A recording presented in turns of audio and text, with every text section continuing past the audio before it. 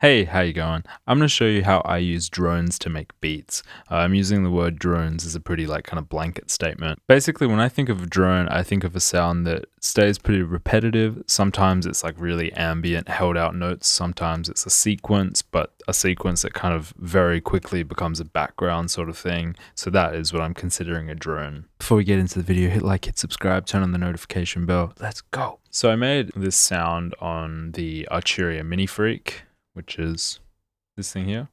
It's a really cool little synth. And yeah, just recorded it in. I haven't done anything else. Sounds like this.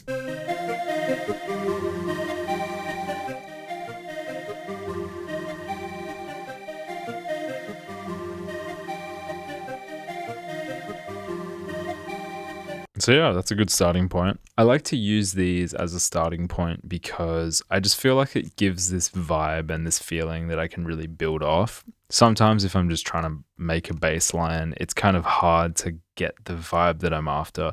This has like this dark kind of tense energy. So I feel like if I throw a bass in there, I kind of know what to look for. And a lot of this I do by ear. So I hope I can try and explain what I'm doing. Let's throw Analog Lab on. This is all real time. And I'm just going to go for a bass. I feel like I'm kind of a bass player at heart. So for me, when I have a drone kind of sound, I like to then start with bass most of the time. Just kind of that's how my head works. So that sounds good. And as a quick aside, this sound I have here, I'm going to duplicate the track and then throw Supermassive on it. And this is how quickly we can turn this into kind of a more conventional drone. Benzo's Arizona.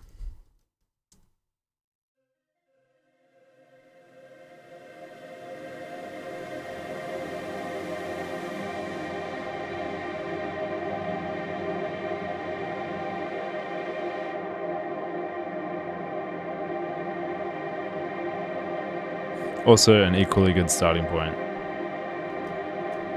Maybe we'll do one with both and we'll see what's cooler.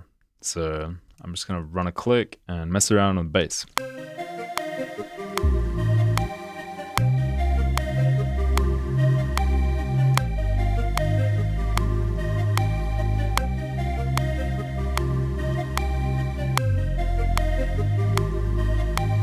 That feels pretty good.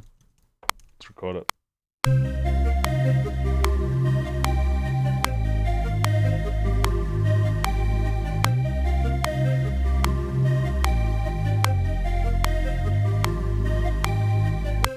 So that's one idea. Now let's just delete that and let's try the big ambient one. See if anything else comes to mind.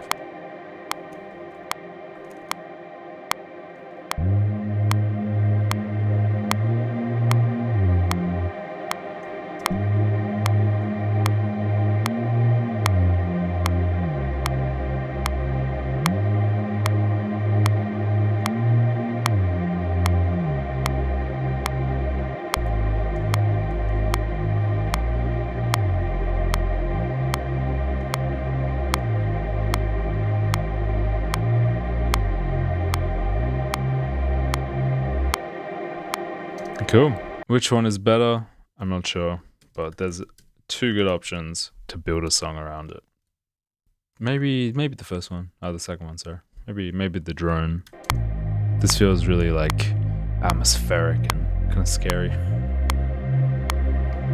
And just to clarify, so obviously like I am doing this by ear. There are tools you can use to figure out what chords you want to play, like Auto Key by Antares. There's a link in the description. You can get free 14-day free trial of all of their software. It's sick. I get a little cut, but it's free for you for 14 days. So if you want to support the channel, go check that out.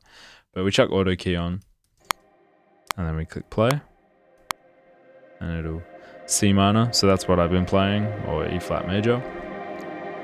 And then you can see the various chords, notes that you can play in that scale.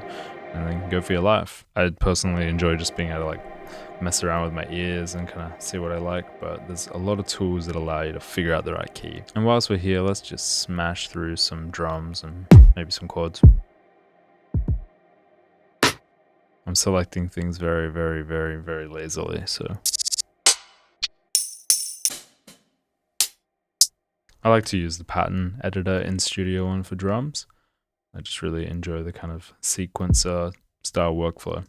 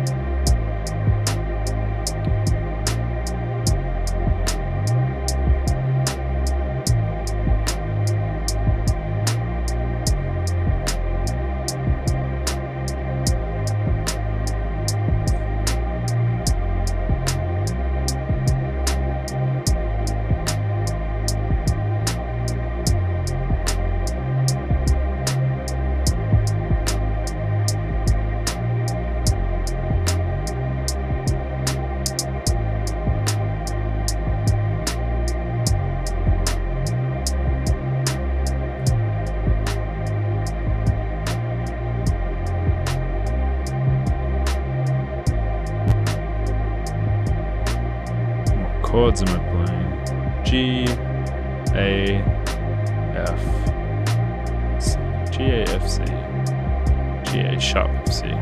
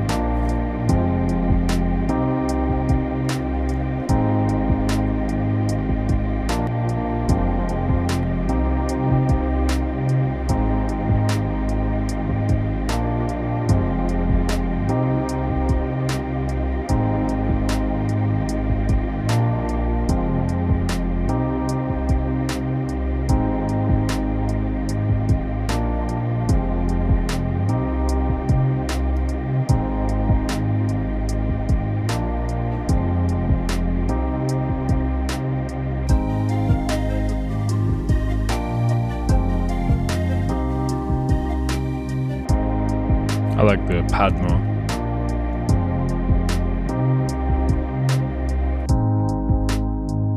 Less fun.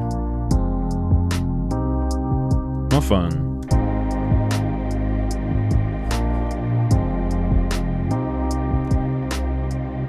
You can have that drone as kind of soft as you'd like. Yeah.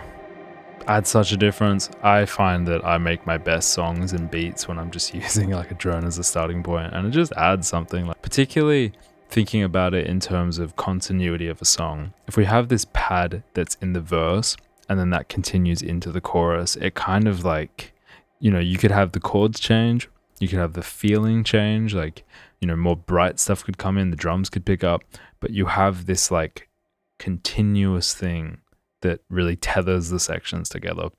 I don't know. I think it really does add a lot of stuff to a song. In saying that, make sure it's not too messy, because having this sound that's just like shh, the whole song can kind of muddy things up. You might want to sidechain to a kick.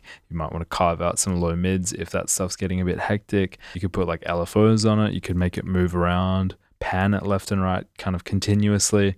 Basically, just be careful if it's just this stagnant sound, because that can get a little bit problematic for mixing. Anyways, hope you found this helpful. If you did, hit like, hit subscribe. If you need a producer or a mixing engineer, you can hire me. Check out my work in the description below at my website.